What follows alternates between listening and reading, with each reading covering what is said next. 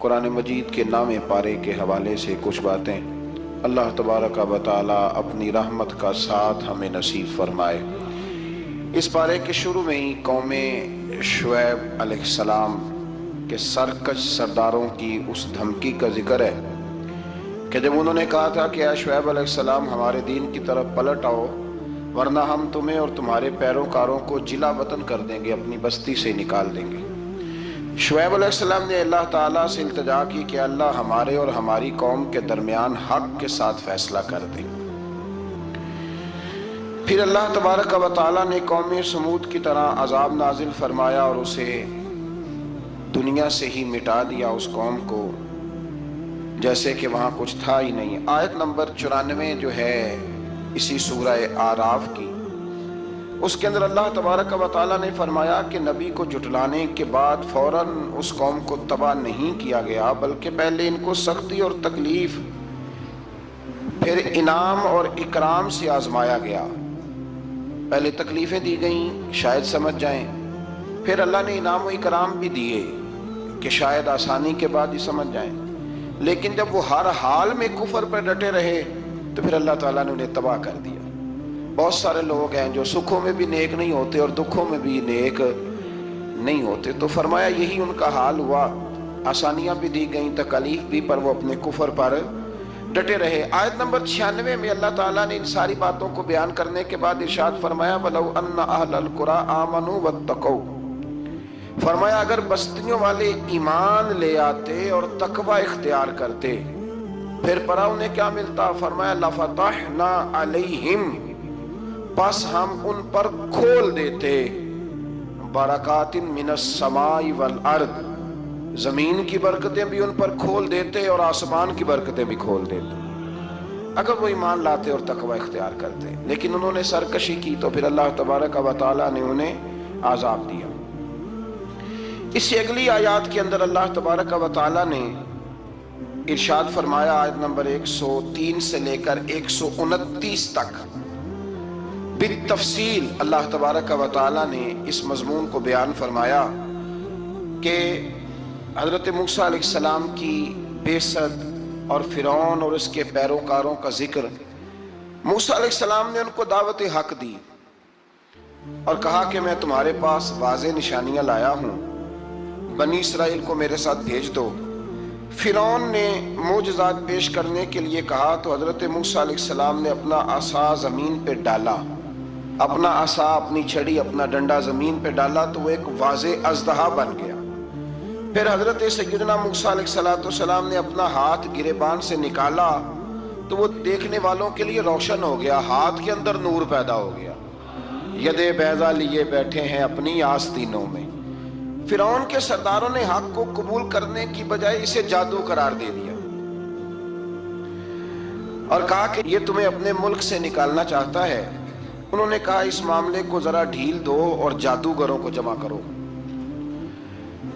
جادوگر آئے، انہوں نے فرعون سے کہا کہ ہم حضرت موسیٰ کے مقابلے میں جادو تو دکھائیں گے معاذ اللہ، لیکن اگر ہم غالب آ گئے تو پھر ہمارا انعام کیا ہوگا؟ سودا پہلے طے کرنا ہے، کیا انعام ملے گا؟ اس نے کہا کہ اگر تم غالب آ گئے تو میں تمہیں اپنا قریبی بنا لوں گا۔ بادشاہوں کا قریبی ہونا بھی تو بڑی بات ہے نا، لوگ بڑے پاپڑ بیلتے ہیں قریبی ہونے کے لیے، اور یہ جو قریبی ہوتے ہیں نا، بالخصوص جو بادشاہوں کے قریبی ہوتے ہیں، بادشاہوں کی تباہی کا سبب بھی یہی لوگ ہی بنتے ہیں۔ یہ ان کو روز خبر دیتے ہیں کہ سب اچھا ہے، سب اچھا ہے، اور دنیا کے زیادہ تر حکمران انہی لوگوں کی وجہ سے تباہ ہوتے ہیں کیونکہ ان کا خود عوام سے رابطہ نہیں رہتا۔ اگر وہ خود عوام کے ساتھ ڈائریکٹ رابطہ کریں تو شاید انہیں اچھی اور صاف ستھری چیزیں سمجھنے کو مل جائیں۔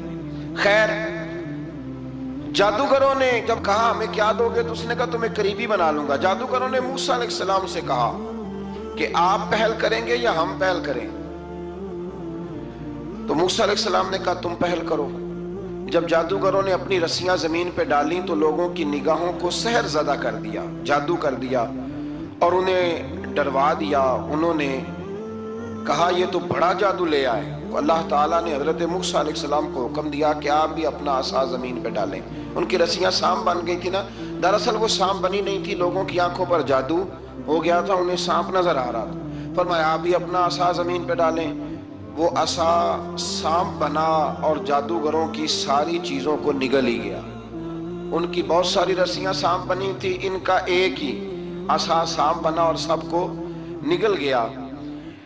اس طرح کے معجزے کی حقانیت اور جادوگروں کا بطلان ثابت ہوا، اور فرعونی رسوا ہو گئے، جادوگر سجدے میں گر گئے اور اللہ پر ایمان لے آئے۔ فرعون نے انہیں دھمکی دی کہ تم میری اجازت کے بغیر ایمان لے آئے ہو، میں تمہارے ہاتھ اور پاؤں مخالف سمت سے کاٹ دوں گا، یعنی الٹا ہاتھ کاٹ دوں گا، سیدھا پیر کاٹ دوں گا، میری بغیر اجازت ایمان لے آئے ہو، اور تمہیں سولی پہ بھی چڑھوا دوں گا۔ انہوں نے کہا کہ ایمان لانے کی پاداش میں تم ہمیں سزا دینا چاہتے ہو؟ پھر انہوں نے اللہ تعالیٰ سے صبر اور استقامت کی دعا کی۔ اس کے بعد فرعون نے بنی اسرائیل کے بیٹوں کو قتل کرنے کی اور بیٹیوں کو زندہ چھوڑنے کا حکم دے دیا۔ موسیٰ علیہ السلام نے قوم کو صبر کی تلقین کی اور کہا کہ نیک انجام اہل تقویٰ کے لیے۔ یہاں ایک لطیف بات ہمارے صوفیاء نے بھی لکھی ہے۔ صوفیاء کہتے ہیں کہ فرعون نے کلمہ نہیں پڑھا اور جادوگر کلمہ پڑھ گئے۔ وہ کس طرح کلمہ پڑھ گئے؟ تو کہنے لگے دراصل انہوں نے آتے ہی حضرت موسیٰ کا ادب بڑا کیا تھا۔ جادوگر حضرت موسیٰ کے مقابلے میں آ کے بھی ان سے کہتے ہیں کہ رسیاں آپ پہلے ڈالیں گے کہ ہم ڈالیں، آپ عصا پہلے رکھیں گے کہ ہم رکھیں؟ تو اتنا سا ادب کیا تو رب کریم نے فرمایا جو نبی کا ادب کرے وہ بے ایمان نہیں رہ سکتا، جو نبی کا ادب کرے وہ بے ایمان نہیں رہ سکتا، اور جو نبی کی بے ادبی کرے وہ ایماندار نہیں رہ سکتا۔ ختم ہو گئی بات۔ یہاں ہمارے صوفیاء نے یہ بات لکھی ہے کہ چونکہ انہوں نے آتے ہی کہا تھا کہ آپ پہلے ڈالیں گے یا ہم پہلے ڈالیں، تو حضرت موسیٰ سے انہوں نے پوچھ لیا، نبی کے پوچھے بغیر پہل لکھی تو اللہ نے انہیں ایمان کی دولت عطا کر۔ ایک بات اور ذہن میں رکھیں کہ حضرت موسیٰ کے پاس عصا تھا، اژدہا بن جاتا تھا، لیکن پھر بھی جب فرعون نے حکم دیا کہ بیٹوں کو زندہ رکھو بیٹیوں کو قتل کرو، تو اس وقت حضرت موسیٰ علیہ السلام نے وہ معجزہ نہیں دکھایا۔ جو مقام صبر ہوتا ہے وہ مقام صبر ہی ہوتا ہے۔ اگر موسیٰ علیہ السلام کی نافرمان قوم کے لیے پتھروں سے پانی نکل سکتا تھا تو میدان کربلا میں رسول اللہ کی اولاد کے لیے بھی نکل سکتا تھا، میرے کریم محبوب علیہ السلام کے خاندان کے لیے بھی نکل سکتا تھا۔ ہر جگہ معجزہ دکھانے کے نہیں ہوتی، کچھ مقام صبر بھی ہوتے ہیں۔ تو یہاں حضرت موسیٰ نے اپنی قوم کو صبر کرنے کی تلقین کی۔ پھر آیت نمبر 130 سے لے کر 143 میں بتایا کہ اللہ تعالیٰ نے فرعونیوں پر قحط سالی کا عذاب نازل کیا۔ فرعونیوں کا طریقہ یہ تھا کہ اچھائی کو اپنا کمال گردانتے تھے، کہتے تھے یہ ہماری طرف سے، اور برائی کو معاذ اللہ بدشگونی کے طور پر موسیٰ علیہ السلام کی طرف منسوب کرتے تھے، کہتے تھے معاذ اللہ آپ کی وجہ سے یہ سارا کچھ ہو رہا ہے۔ ہوتے نا، نہیں کہتے ہیں جب سے میں وہاں گیا ہوں تب سے۔ ہمارے بزرگ ایک لطیفہ بھی سنایا کرتے تھے کہ کسی زمیندار نے نماز پڑھنی شروع کی تھی تو اس کے جانور مرنے شروع ہو گئے۔ اب لوگ سمجھتے ہیں کہ معاذ اللہ شاید یہ کسی بزرگ کے سبب سے ایسا ہے، حالانکہ یہ تو اللہ کی طرف سے آزمائش ہوتی ہے، اس کی حکمتیں ہوتی ہیں۔ اللہ تبارک و تعالیٰ نے ان پر عذاب کیا نازل کیا؟ آیت نمبر 130 اور 143 کبھی آپ سورہ اعراف کی پڑھیں تو اللہ تعالیٰ نے ان پر ٹڈیوں کا، جموں کا، مینڈکوں کا اور خون کا عذاب نازل کیا۔ یہ کس قسم کا عذاب ہے؟ جمعے پڑ گئے، ٹڈیاں آ گئی، یہ اللہ نے عذاب نازل کیا۔ جب وہ عذاب میں مبتلا ہوئے تو موسیٰ علیہ السلام سے کہا کہ آپ اللہ سے دعا کریں کہ ہم سے یہ عذاب ٹل جائے، اگر ایسا ہوا تو ہم ایمان لے آئیں گے، بنی اسرائیل کو بھی آزاد کر دیں گے۔ لیکن موسیٰ علیہ السلام کی دعا کے نتیجے میں جب عذاب ٹل جانے کے بعد فرعونی پھر اپنے وعدے سے پھر گئے۔ بنو قریظہ والوں نے بھی کئی دفعہ حضور سے وعدے کیے پر اپنے وعدوں پر قائم۔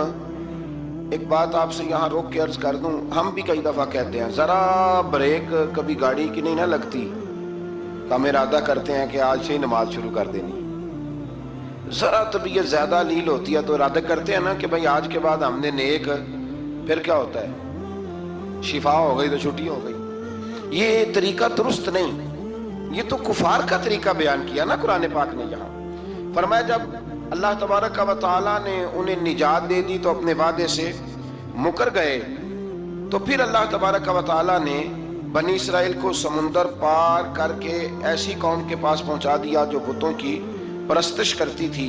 وہ تو بچ گئے لیکن فرعونی سارے دریا کے اندر غرق ہو گئے۔ حضرت موسیٰ علیہ السلام سے کہنے لگے کہ ہمارے لیے بھی ایک خدا بنا دیجئے۔ حضرت موسیٰ علیہ السلام نے فرمایا بت پرستی کرنے والے جاہل ہیں، یہ بت پرست قوم کے پاس جب گئے نا بنی اسرائیل والے، بت پوچھتے ہوئے دیکھا تو کہنے لگے ہمارے لیے بھی سامنے بنا کے رکھ دو۔ فرمایا یہ تو جاہل ہے، تم انہیں دیکھ کے اثر قبول کر رہے ہو، اور اپنی جاہلیت کے باعث یہ ہلاک ہونے والے بھی ہیں۔ پھر اللہ تعالیٰ نے بنی اسرائیل پر اپنی نعمتوں کا ذکر فرمایا، اور موسیٰ علیہ السلام نے اپنی قوم میں ہارون علیہ السلام کو اپنا جانشین فرمایا اور کوہ طور پر تشریف لے گئے۔ اللہ نے فرمایا وہاں آ جائیں، میں آپ کو تورات عطا کرتا ہوں۔ 40 دن کا یہ عرصہ تھا۔ موسیٰ علیہ السلام نے وہاں پہ جا کے، وہ سارا واقعہ بھی انہی آیات میں ہے کہ حضرت موسیٰ نے عرض کیا تھا کہ رب ارنی، یا اللہ میں تجھے دیکھنا چاہتا ہوں، تو فرمایا لن ترانی، تو نہیں دیکھ سکتا۔ وہ بھی یہاں اللہ نے ذکر فرمایا۔ پھر اللہ تعالیٰ نے اپنی ایک تجلی جب کوہ طور پہ ڈالی تو حضرت موسیٰ علیہ السلام تاب نہ لا سکے اور بے ہوش ہو گئے، اور پہاڑ بھی ریزہ ریزہ ہو گیا۔ اس کا ذکر بھی اللہ نے انہی آیات میں فرمایا۔ آیت نمبر 144 سے 155 تک حضرت موسیٰ علیہ السلام کو رسالت عطا کرنے، کلیم اللہ کا منصب عطا کرنے، تورات عطا کرنے کا ذکر ہے۔ آگے چل کے بتایا کہ جو متکبر لوگ ہیں نا، وہ آیات الہیہ سے منہ پھیرتے، اور جو لوگ اللہ کی آیات اور قیامت کو جھٹلاتے ہیں ان کے اعمال باطل ہیں۔ پھر موسیٰ علیہ السلام کے کوہ طور پر قیام کے عرصے میں بنی اسرائیل کے زیورات سے بچڑا بنا کر اسے معبود بنانے کا ذکر ہے۔ ان میں ایک جادوگر تھا سامری، سنا ہے سلالہ میں اس کی قبر ہے۔ حضرت موسیٰ کوہ طور پہ چلے گئے تو اس نے پیچھے سے نا سونے کا ایک بچڑا بنا لیا، اس میں سونے کی تاریں اس کے منہ میں لگائیں، ہوا چلتی تھی تو بجتی تھی۔ اتنے کمزور عقیدے کی یہ قوم تھی کہ انہوں نے فٹافٹ ماننا شروع کر لیا، فٹافٹ ماننا، کہنے لگے یہ ٹھیک ہے۔ چنانچہ موسیٰ علیہ السلام جب واپس آئے تو قوم پر غصے اور افسوس کا اظہار فرمایا اور کہا میرے پیچھے تم نے ایسا برا کام کیا۔ انہوں نے تورات کی تختیاں بھی زمین پہ ڈالیں اور اپنے بھائی ہارون علیہ السلام کا سر پکڑ کے اس سے جواب طلبی کی۔ انہوں نے کہا اے میرے ماں جائے، بڑے خوبصورت لفظ ہے قرآن پاک، اے میرے ماں جائے، اے میرے بھائی، قوم نے مجھے بے بس کر دیا اور قریب تھا کہ یہ مجھے قتل بھی کر دیتے۔ اب آپ مجھ پر سختی کر کے دشمنوں کو ہنسنے کا موقع نہ دیں، کبھی بھی دشمنوں کو اپنے اوپر ہنسنے کا موقع نہ دینا چاہیے۔ پھر آیت نمبر 151 میں موسیٰ علیہ السلام کی دعا اور کلمات استغفار کا ذکر ہے۔ آگے چل کے بتایا کہ غصہ ٹھنڈا ہونے پر موسیٰ علیہ السلام نے تورات کی تختیوں کو اٹھایا، جن کی تحریر میں اللہ سے ڈرنے والوں کے لیے ہدایت اور رحمت کی بشارت تھی۔ آیت نمبر 156 سے لے کر 158 تک میں موسیٰ علیہ السلام کی دعا کا ذکر ہے، جس میں انہوں نے اپنی قوم کے لیے اللہ تعالیٰ سے دنیا اور آخرت کی بھلائی مانگی۔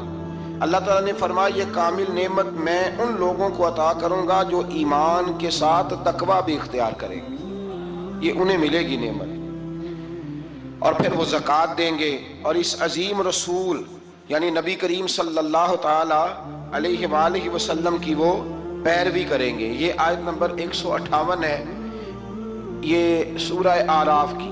چونکہ حضور علیہ السلام کی بڑی عظمتوں کا اللہ کریم نے یہاں ذکر ارشاد فرمایا ہے، اور ایک تفصیل ہے نبی کریم صلی اللہ تعالی علیہ وسلم کی سیرت مبارکہ کی۔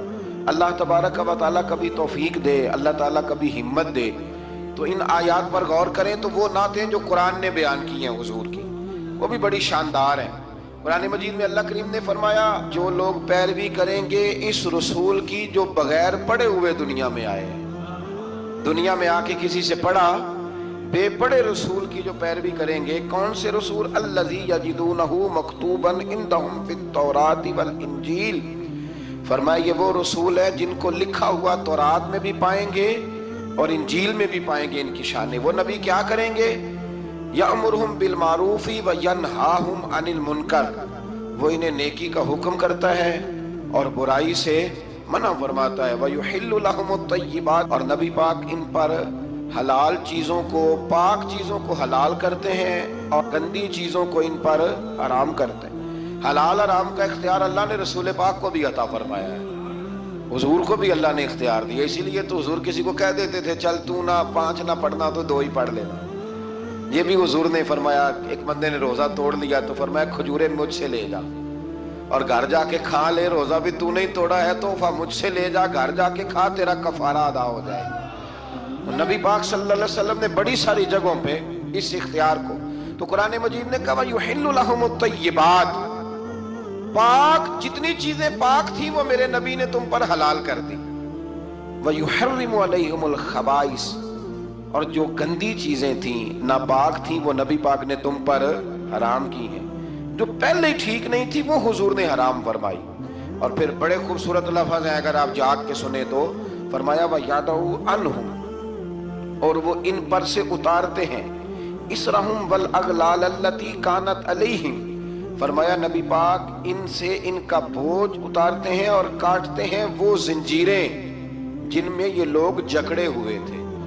غلامی کی زنجیریں، سخت ترین احکام کی زنجیریں. فرمایا میرے رسول تو دنیا میں زنجیریں کاٹنے کے لیے آئے، حضور نے لوگوں کی زنجیریں کاٹ دی. فرمایا فَالَّذِينَ آمَنُوا بِهِ وَعَزَّرُوهُ وَنَصَرُوهُ.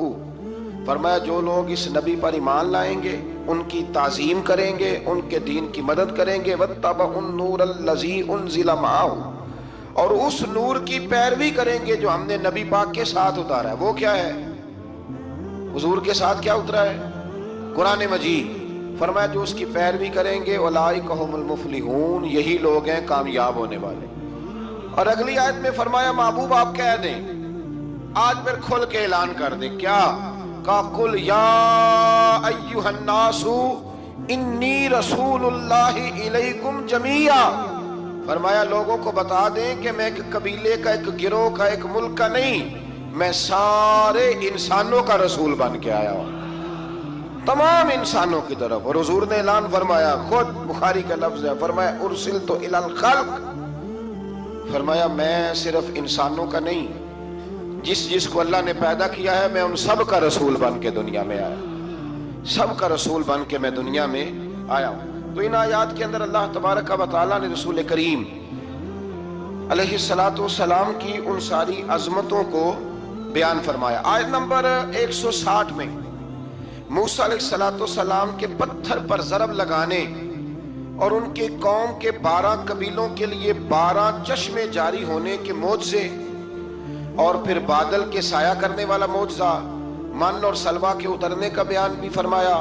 اور اس کے بعد اس امر کا بیان بھی فرمایا کہ بنی اسرائیل کو حکم ہوا کہ معافی مانگتے ہوئے اور سجدہ کرتے ہوئے بیت المقدس میں داخل ہو جاؤ، مگر انہوں نے اس مسئلے میں بھی تحریف کر دی، اس کو بھی بدل دیا.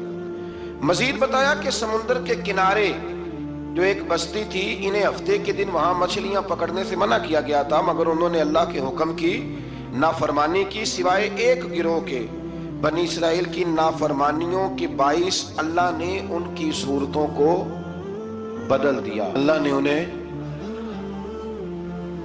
ایک شخص نے ایک بزرگ سے پوچھا کہ نبی پاک علیہ السلام کی رحمت سے ہمیں کیا ملا ہے؟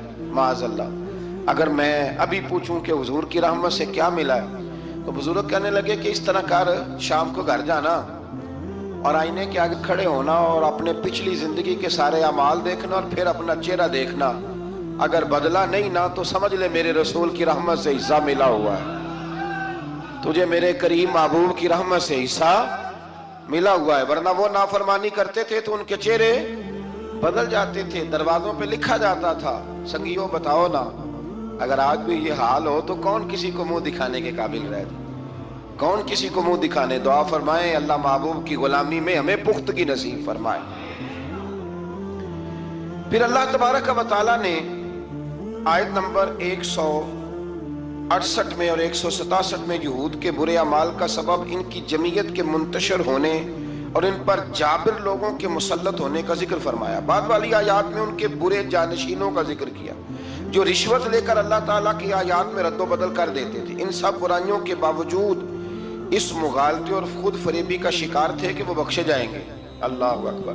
اللہ تعالیٰ نے فرمایا کہ آخرت کا گھر صرف متقیوں کے لیے اور اللہ کے فرما بردار بندوں کے لیے.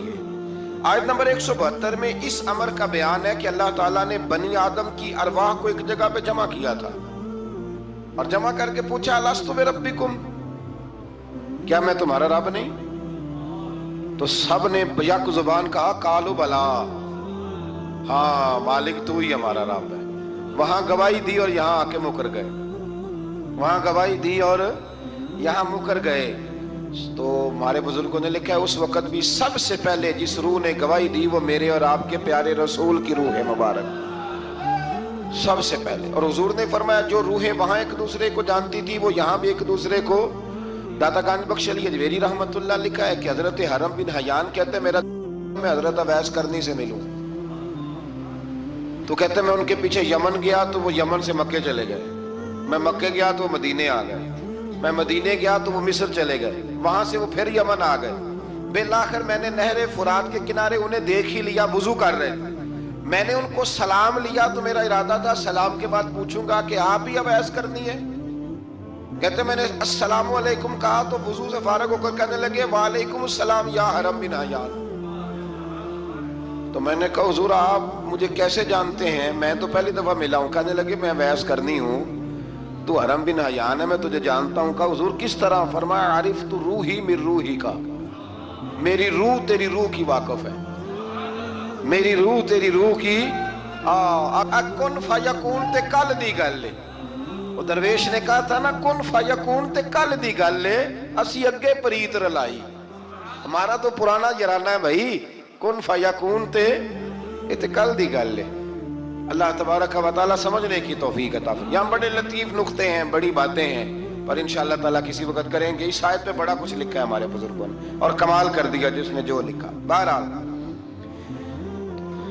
پھر آگے چل کے اللہ تعالیٰ نے ارشاد فرمایا آیت نمبر 175 میں, بغیر نام لیے ایک شخص کا ذکر فرمایا. بعض بزرگوں نے کہا وہ بلم بن بورا ہے, اور بعض نے کہا امیہ بن خلف ہے, اور بعض نے کہا ابو عامر فاسق ہے. ان تینوں میں سے ایک برائی ان تینوں میں مشترک تھی, تینوں میں وہ جرم پایا جاتا تھا. وہ یہ تھا کہ ان کے پاس علم بھی تھا, زہد اور ریاضت بھی تھی بلم بن بورا کے پاس, لیکن حضرت موسیٰ کے حسد کی وجہ سے تباہ ہو گیا. اسی طرح امیہ اور ابو عامر نبی پاک علیہ السلام کے حسد کی وجہ سے تباہ ہو گئے.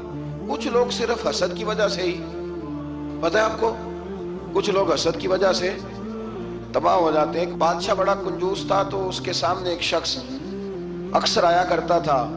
تو کسی نے اس سے کہا کہ بادشاہ سے انعام وصول کرو. اس نے کہا یہ بڑا کنجوس ہے, پر چلو اللہ نے مجھے بھی بڑا ذہن دیا, انعام لے ہی لیتے ہیں. تو کہنے لگا بادشاہ کبھی انعام ہی دے دیا کر. بادشاہ کہنے لگا پہلے میرے سوال کا جواب دے پھر انعام دوں گا. اس نے سوال ہی ایسا سخت پوچھنا تھا کہ انعام بنے ہی نہ. حضرت رومی نے لکھا ہے کہ بادشاہ سلامت پوچھو سوال. تو بادشاہ کہنے لگا مجھے میرے ہاتھ کی ہتھیلیاں, ان میں بال کیوں نہیں؟ پشت پہ ہے تو ہتھیلی پہ کیوں نہیں؟ اس نے بھی پھر کمال ہی جواب دیا. کہنے لگا آپ سخی بڑے ہیں. وہ دے دے کے نا بال سارے گھس گئے, وہ دے دے کے گھس گئے. بادشاہ کو بڑا ہی غصہ آیا, پتا تو اسے تھا نا میں کنجوس ہوں. بڑا غصہ آئے گا تو سخی بڑا ہے, تو دے دے کے تیرے ہاتھوں کے بال. غصے سے کے ساتھ کہنے لگا تو تیرے ہاتھوں میں کیوں نہیں بال؟ کہنے لگا بادشاہ تو نے دیا بڑا ہے تو میں نے لیا بڑا ہے.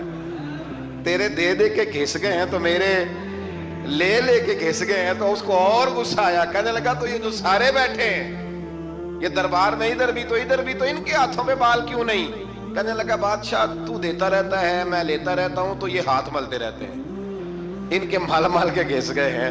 تو بادشاہ کہنے لگا بھائی بندہ تو سیانا ہے, تجھے کچھ نہ کچھ دینا ہی پڑے گا. تو اس نے دیا اسے. تو کچھ لوگوں کے نا مال مال کے ہی اللہ دیتا ہے, نوازتا ہے, پر ان کے حسد کر کر کے ہاتھ گھس جاتے ہیں. بیٹھ کے نا پروگرام بناتے رہتے ہیں, اس نے ایسا کیا اس لیے آگے نکل گیا, اس نے یہ کیا. ایک صاحب مجھے ایک شخص کے بارے میں خبر دینے لگا, کہنے لگا وہ فلانا کیا, پھر اس نے ایسا کیا, تو پھر وہ جیک لگا, پھر وہ سیاست کی, تو آگے نکل گیا. میں کہ پتا تھے تینوں میں سارا اسی تھے, تم ہی لا لینا سی, کیونکہ تم بڑی باریک خبر دے رہا ہے کہ یہاں سے اس نے ایسے کیا, تو پھر اس طرح کر کے اس نے ایسے کیا. ایسا نہیں ہوتا. جڑیاں گڈیاں آپ ہی اڈیاں, او نہ چڑھن اونچائیاں, او خی گڈیاں اچیاں اڈیاں, جڑیاں سائیاں آپ چڑھائیاں. یہ سمجھ لو, وَتُعِزُّ مَن تَشَاءُ وَتُذِلُّ مَن تَشَاءُ بِيَدِكَ الْخَيْرُ. اس لیے یہ الجھا نہ کریں. تو حسد کی وجہ سے یہ لوگ پیچھے رہ گئے. اللہ تعالیٰ ہمیں حسد سے محفوظ فرمائے. آیت نمبر 179 میں اللہ تعالیٰ کی نعمت عقل کو قبولیت ہدایت کے لیے استعمال نہ کرنے والوں کو چوپایوں سے بدتر قرار دیا گیا.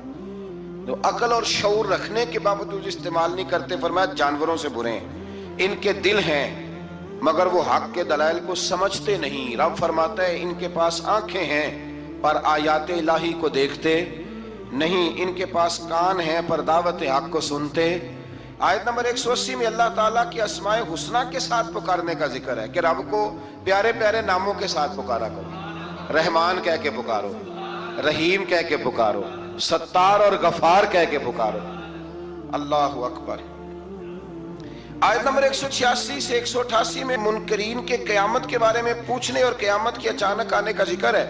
رسول اللہ صلی اللہ علیہ وسلم کو بارگاہ ربوبیت میں عجز و نیاز کی تعلیم دیتے ہوئے فرمایا کہ اے محبوب آپ یہ کہہ دیں کہ میں اپنی ذات کے لیے خود سے کسی نفع اور نقصان کا مالک نہیں ہوں مگر جو اللہ چاہے، اور اگر میں اپنی ذات سے غیب کو جانتا تو میں آج خود خیر کثیر جمع کر لیتا اور مجھے کوئی تکلیف نہ پہنچتی۔ یعنی غیب کے علوم اور ساری نعمتیں رب ہی عطا کرتا ہے، رب ہی عطا کرتا ہے، اور کبھی بھی کوئی تکلیف پہنچے تو اس کی قضاء و قدر سے پہنچتی ہے۔ یہ اللہ کی قدرت ہوتی ہے، اگر کبھی کسی کو کوئی تکلیف، زیادہ تر تکلیفیں اس کے پیاروں کو پہنچتی ہیں، مطلب یہ تو نہیں نا کہ وہ ناراض ہے، اس میں کوئی اس کی حکمت ہے۔ آیت نمبر 199 اور 190 میں بتایا کہ تمام بنی آدم کو ایک جان حضرت آدم علیہ السلام سے پیدا کیا ہے اور اسی سے اس کا جوڑا بھی بنایا تاکہ وہ اس سے سکون حاصل کریں، اور جب بیوی امید سے ہو تو میاں بیوی تندرست لڑکے کی دعا کرتے ہیں اور شکر ادا کرنے کا اقرار کرتے ہیں، لیکن جب اللہ تعالیٰ ان کو عطا کرتا ہے تو یہ لوگ اس کے ساتھ شریک بنا لیتے ہیں۔ اس کے بعد والی آیات میں کفار کے معبودان باطل کے عجز، کمزوریوں اور احتیاج کا ذکر فرمایا۔ دیکھیں نا آپ، جب تک تو بچہ پیدا نہیں ہوتا تو دعائیں ہوتی رہتی ہیں، اور جب پیدا ہو جاتا ہے تو پھر ڈھول بجنے شروع ہو جاتے ہیں۔ کئی دفعہ دل کرتا ہے پوچھنے کو کہ یار یہ تمہیں اللہ تعالیٰ نے دیا ہے نا، تو چاہیے تو یہ تھا کہ بچہ پیدا ہوتے ہی سجدے میں گر جاتے ہیں۔ اگرچہ یہ طریقہ کفار کا بیان کیا یہاں، لیکن مسلمانوں کی تعلیم کے لیے بیان ہو رہا ہے۔ اکثر اب بھائی میں نے جی 6 من مٹھائی بانٹ ڈالی، اتنا میں نے کیا، تو بھائی نفل کتنے پڑے، اس پر کوئی توجہ نہیں ہے۔ اسی طرح کا ہمارا معاملہ یہ ہے کہ جب تک تو کوئی بندہ بیمار رہتا ہے تو دعائیں چلتی رہتی ہے، اور تندرست ہو کے آ جائے تو اب وہ بھول جاتا ہے۔ اللہ تبارک و تعالی ہمیں ہر حال میں اپنی یاد کی توفیق عطا فرمائے۔ آیت نمبر 194 میں مشرکوں کے معبودان باطلہ کے بارے میں بتایا کہ وہ تمہاری ہی طرح مخلوق ہیں جن کو تم پوجتے ہو، اور آنکھ، کان، ہاتھ اور پاؤں کی نعمت سے بھی محروم ہے، یعنی وہ خود ہی عاجز اور بے بس ہیں، کسی کو نفع یا نقصان پہنچانے پہ قادر نہیں ہیں، یہ چیزیں اللہ تعالیٰ کے اختیار میں۔ آیت نمبر 199 میں اخلاق حسنہ کی جامع ترین تعریف اللہ تعالیٰ نے سرکار دو عالم صلی اللہ علیہ وسلم سے فرمایا، جو قصوروار معذرت طلب کرتے ہوئے آپ کے پاس آئے اسے معاف کر دیجیے۔ محبوب جو معافی مانگے اسے معاف کر دیجیے، اچھی باتوں اور نیک کاموں کا حکم دیجیے، اور ناسمجھ لوگوں سے الجھنے کی بجائے رخ انور پھیر لیجیے، اور اگر شیطان وسوسہ اندوزی کرے تو اعوذ باللہ پڑھیے، اللہ کے ذکر سے شیطان کے شر سے پناہ حاصل ہو جائے گی، یعنی جھگڑا نہیں کرنا، اعوذ باللہ پڑھ لینی، خود بخود شیطان بھاگ جائے گا۔ سورہ اعراف کے آخر میں آیت نمبر 204 میں اللہ نے فرمایا جب قرآن پڑھا جائے تو غور سے سنو اور خاموش رہو تاکہ تم پر رحم کیا جائے۔ اللہ تبارک و تعالیٰ توفیق عطا کرے۔ آگے سورہ انفال شروع ہو جاتی ہے اسی پارے کے آخر میں۔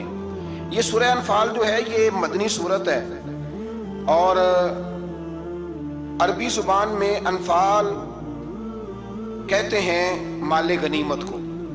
تو اس میں چونکہ مال غنیمت کا بیان ہے، اور اس کے ساتھ ساتھ اللہ تبارک و تعالیٰ نے اس میں جنگ بدر کے احوال کو، واقعات کو بڑی تفصیل سے بیان کیا۔ اس کی آیت نمبر 2 سے کامل مومنوں کی صفات بیان کی گئی ہیں۔ اس میں اللہ تعالیٰ نے فرمایا کہ جو کامل مومن ہیں وہ اللہ تعالیٰ سے ڈرتے ہیں، آیات الہی سن کر ان کے ایمان کو تقویت ملتی ہے۔ وَإِذَا تُلِيَتْ عَلَيْهِمْ آیَاتُهُ زَادَتْهُمْ ایمانا، جب اللہ کی آیتیں پڑھی جاتی ہیں تو ان کے ایمان بڑھتا ہے، یعنی ان کے ایمان میں پختگی آ جاتی ہے۔ فرمایا وہ اپنے رب پر بھروسہ بھی کرتے ہیں، نماز بھی قائم کرتے ہیں، زکوٰۃ بھی ادا کرتے ہیں۔ فرمایا یہ ہیں جو سچے پکے مومن ہیں۔ پہلے فرمایا کہ اللہ سے ڈرتے ہیں، پھر فرمایا جب قرآن پڑھا جائے تو ایمان مضبوط ہوتا ہے، پھر فرمایا اپنے رب پہ بھروسہ کرتے ہیں، پھر فرمایا نماز قائم کرتے ہیں، پھر فرمایا زکوٰۃ۔ یہ کون ہے؟ یہ پکے مومن۔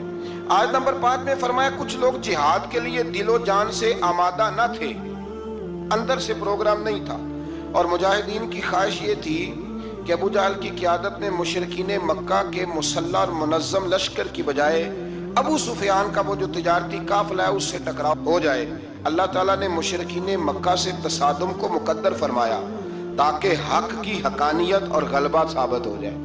اگرچہ کچھ لوگوں کا ارادہ یہی تھا کہ جنگ بدر میں ابو جہل کے لشکر سے ٹکرانا، آپ کو پتہ ہے نا کہ ابو سفیان قافلہ لے کے آ رہا تھا، اس کے لیے مسلمان نکلے تھے، وہ تو بچ کے نکل گیا، پھر ابو جہل 1000 کا لشکر لے کے آ گیا۔ تو اللہ فرماتے ہیں کہ اللہ نے اس لیے تمہارا ان سے مقابلہ کرایا تاکہ اللہ حق کو واضح کر دے۔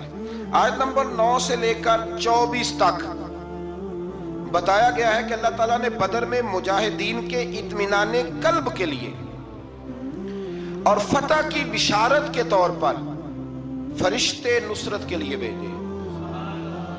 فرشتے آئے مدد کرنے کے لیے۔ میدان بدر میں سخت زمین اور پانی کے چشموں پر کفار کے پاس تھے، اور نرم زمین جس پر چلنا دشوار تھا مسلمانوں کے پاس تھی، اور پانی کی بھی قلت تھی، جس کی وجہ سے مسلمانوں کے دلوں میں طرح طرح کے وہم پیدا ہوتے تھے۔ اللہ تعالیٰ نے بارش برسائی، مسلمانوں نے وافر پانی جمع کر لیا، اور ان کی شرعی اور طبی ضروریات بھی پوری ہوئی۔ شرعی ضرورت کون سی ہوتی ہے جی؟ پانی کی، وضو کرنا، غسل کرنا، یہ کون سی ضرورت ہے؟ اور طبی ہے کہ پانی کا پینا۔ اور دلوں کو بھی اطمینان ملا کہ اللہ نے بارش عطا کر دیا۔ اللہ تعالیٰ نے میدان جہاد میں پسپائی اختیار کرنے والوں کو اپنے غضب کا حقدار قرار دیا۔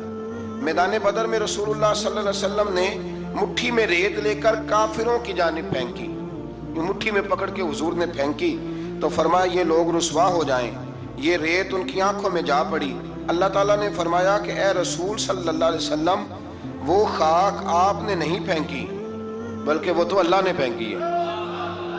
جس وقت آپ نے پھینکی تھی لیکن در حقیقت وہ اللہ نے پھینکی۔ کہا محبوبہ تو نے نہیں پھینکی، وہ میں نے پھینکی ہے، اس لیے کہ ہاتھ تھیرے تھے، طاقتیں خدائی تھی، طاقتیں خدائی تھی۔ تو اس طرح اگر حضور کسی کی مدد کرتے ہیں، مشکل کشائی فرماتے ہیں، تو دراصل وہ کون کر رہا ہے؟ اللہ۔ اللہ تعالیٰ نے بدر کو فیصلہ کن جنگ قرار دیا اور مسلمانوں سے فرمایا اے ایمان والو، اللہ اور اس کے رسول کے بلانے پر فوراً حاضر ہو جایا کرو جب رسول تمہیں اس چیز کی طرف بلائیں جو تمہارے لیے حیات آفری ہے۔ یہ آیت نمبر آپ جا کے ملاحظہ کیجئے گا 24، اور پھر اس کی تفسیر جس نے بھی لکھی ہے نا وہ پڑھ لیجئے گا، اتنا وقت نہیں کہ میں تفسیر میں جاؤں۔ جب بھی اللہ رسول بلائیں فوراً حاضر ہو جاؤ، حالانکہ اللہ تو بلاتا ہی نہیں، بلایا کون کرتے تھے؟ نبی کریم علیہ السلام۔ حضرت سعید بن معلہ رضی اللہ تعالیٰ عنہ کہتے ہیں میں نماز پڑھ رہا تھا تو حضور نے بلایا، میں جلدی سے نماز پڑھ کے فارغ ہو کے حاضر ہوا تو حضور نے فرمایا میں نے بلایا تو آیا کیوں نہیں؟ عرض کی حضور نماز پڑھ رہا تھا، اور میں نماز پڑھتا تو قرآن نہیں پڑھتا؟ سورہ انفال میں رب فرماتا ہے جب میرا رسول بلائے فوراً حاضر ہو جایا کرو، یعنی معنی یہ کہ نماز توڑ کے آنا چاہیے تھا۔ یہاں میرے اعلیٰ حضرت نے لکھا ہے حضور بلائے تو نماز چھوڑ کے چلا جا، اور واپس آ کے نہ جہاں سے چھوڑی تھی وہیں سے شروع کر لے، سجدہ صاحب کی بھی ضرورت نہیں، تو نماز مکمل کر لے، جتنی دیر تو مصطفیٰ کی بارگاہ میں حاضر تھا سمجھ لے میں رب کی عبادت میں ہی موجود تھا۔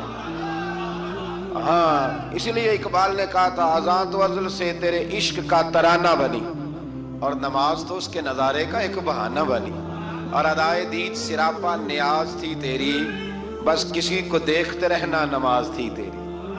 ادائے دید سراپا نیاز تھی تیری، اور کسی کو دیکھتے رہنا یہ نماز تھی تیری۔ آیت نمبر 25 میں فرمایا یہ مت سمجھنا کہ ظالموں کے فتنے کا وبال صرف ان لوگوں تک محدود رہے گا، اگر عمل بالمعروف اور نہی عن المنکر کا عمل رک گیا تو اس کے اثرات واقعی معاشرے کو بھی بھگتنے پڑیں گے۔ یہ آیت نمبر 25 ہے۔ اگر نیکی کا حکم دینا چھوڑ دیا جائے، برائی سے منع کرنا چھوڑ دیا جائے، تو اس کا وبال صرف ان لوگوں پہ نہیں پڑتا، سارے معاشرے میں پڑتا ہے۔ لوگ سمجھتے ہیں کہ ان درسوں کی، ان تقریروں کی، ان وعظوں کی کوئی اہمیت نہیں، یہ پڑھو رب کا قرآن۔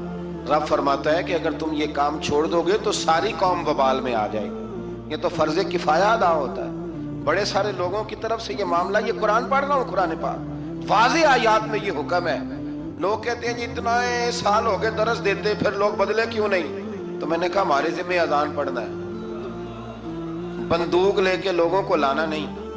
ہم اذان دیتے رہیں گے، پھر جسے اللہ توفیق دے گا وہ انشاءاللہ نماز بھی پڑھ ہی لے گا۔ مؤذن کی ڈیوٹی ہے کہ وہ اذان پڑھے، اس کی یہ ڈیوٹی نہیں کہ بندوق لے کے جائے اور لوگوں کو گھروں سے نکال کے لائے۔ آیت نمبر 26 میں ہجرت سے پہلے مسلمانوں کی بے بسی اور بعد میں اللہ کی مدد سے مضبوط ہونے اور اس نعمت پر اللہ کا شکر ادا کرنے کا بیان ہے۔ مزید فرمایا کہ اللہ اور اس کے رسول سے خیانت نہ کرو، یا ایھا الذین آمنوا لا تخونوا اللہ والرسول، فرمایا اللہ اور اس کے رسول سے خیانت، یہ آیت نمبر 27 ہے۔ اور فرمایا اپنی امانتوں میں بھی خیانت نہ کرو اگرچہ تم جانتے ہو اللہ رسول سے خیانت کیا ہوتی ہے۔ تو اس آیت کے تحت حضرت عبداللہ ابن عباس فرمایا کرتے تھے جس نے فرض چھوڑے اس نے اللہ سے خیانت کی، اور جس نے سنت کو چھوڑا اس نے نبی پاک سے خیانت کی۔ اللہ تعالیٰ فرض ادا کرنے کی بھی توفیق دے اور مصطفیٰ کی سنت کا پیار بھی عطا فرمائے۔ آیت نمبر 30 میں ہجرت کے موقع پر مشرکین مکہ نے اپنی پارلیمنٹ میں، دار الندوہ جو ان کی پارلیمنٹ تھی جس میں وہ بیٹھتے تھے، رسول اللہ صلی اللہ علیہ وسلم کے بارے میں وہاں بیٹھ کے جو مشاورت کی تھی اس کے احوال اللہ نے بیان کرتے ہوئے فرمایا اس وقت کو یاد کرو جب کافر آپ کے خلاف سازشیں کر رہے تھے تاکہ آپ کو قید کریں یا معاذ اللہ ثم معاذ اللہ قتل کریں یا جلا وطن کریں۔ کیا خوبصورت انداز ہے۔ اللہ فرماتا ہے وہ اپنی سازشوں میں لگے ہوئے تھے اور اللہ تعالیٰ اپنی خفیہ تدبیر فرما رہا تھا، اور اللہ بہترین تدبیر کرنے والا ہے۔ کہتے ہیں جو میرے خلاف سازشیں کر رہے ہیں، میں نے کہا چھوڑ، تو رب کی مدد حاصل کر، اللہ بہترین تدبیر کرنے والا ہے۔ آیت نمبر 32 سے 35 میں فرمایا کفار مکہ اپنی سرکشی کی وجہ سے اس طرح کے مطالبات کرتے تھے کہ اگر آپ کے پاس یہ قرآن حق ہے تو اللہ سے دعا کیجئے کہ ہم پر آسمان سے پتھر برسائے یا ہمیں دردناک عذاب دے۔ یہ وہ کہا کرتے تھے، مگر اللہ نے فرمایا کیا محبوب جب تک آپ ان میں موجود ہیں اللہ انہیں عذاب نہیں دے گا۔ حد ہو گئی، جب تک آپ موجود ہیں اللہ عذاب۔ اور ایک جملہ اور سن لیں، میرا تو ایمان ہے کہ جب تک گنبد خضرا موجود ہے، جب تک گنبد خضرا موجود، اس دھرتی پہ عذاب۔ یہ دنیا ایک سمندر ہے مگر ساحل مدینہ ہے، یہ دنیا جل کے بجھ جاتی مگر حائل مدینہ ہے، یہ دنیا جل کے بجھ جاتی مگر یہ زمین پہ مدینہ ہے۔ اسی لیے تو ہر جگہ سبزہ اگتا ہے، ورنہ جو ہم کام کرتے ہیں وہ تو جل کے مرنے والے ہیں۔ تو فرمایا محبوب جب تک آپ موجود ہیں اللہ عذاب۔ اور سجنوں ذرا آنکھیں کھول کے سننا، اگر حضور موجود ہو، اگر حضور موجود ہو تو رب کافر کو عذاب نہیں دیتا تو محمد عربی کے غلاموں کو کیوں عذاب دے گا؟ جب ان کے دشمنوں کو عذاب نہیں دیتا ان کے ہوتے ہوئے۔ اسی لیے حضرت انس بن مالک نے پوچھ لیا تھا یا رسول اللہ قیامت والے دن کہاں تلاش کروں؟ موٹی بات ہی کر دی، ترمذی میں موجود ہے۔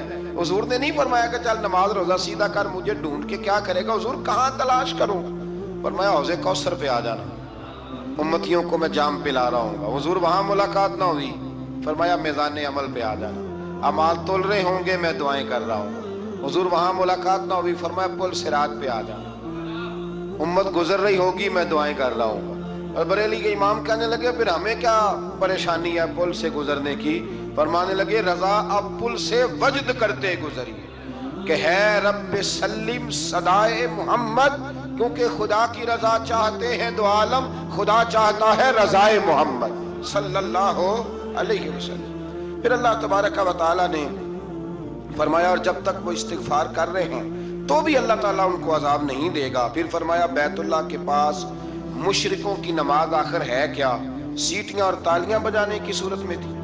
اور آگے چل کے مقصد جہاد بیان فرمایا اور ان سے جنگ کرتے رہو حتیٰ کہ کفر کا غلبہ نہ رہے اور پورا دین اللہ کے لیے ہو جائے۔ اور فرمایا اللہ کے رستے سے روکنے کے لیے خرچ کرنے والوں کا ہاتھ، جو لوگوں کو روکتے ہیں اللہ کے رستے میں خرچ کرنے سے، فرمایا ان کے ہاتھ حسرت کے سوا، پچھتاوے کے سوا کوئی اور چیز نہیں ہے، خود خرچ کرتے نہیں اور لوگوں کو بھی روکتے ہیں۔ اور فرمایا جہاد کرتے رہو جب تک کہ اللہ کا دین غالب نہ آ جائے۔ لفظ جہاد سے بڑی دقت ہوتی ہے کچھ لوگوں کو، اور ہمارے حکمرانوں نے تو قسم اٹھا لیا کہ یہ لفظ اپنی زبان سے ادا نہیں کرنا، حالانکہ قرآن کی 20 آیات ہیں جن میں جہاد کا حکم دیا گیا۔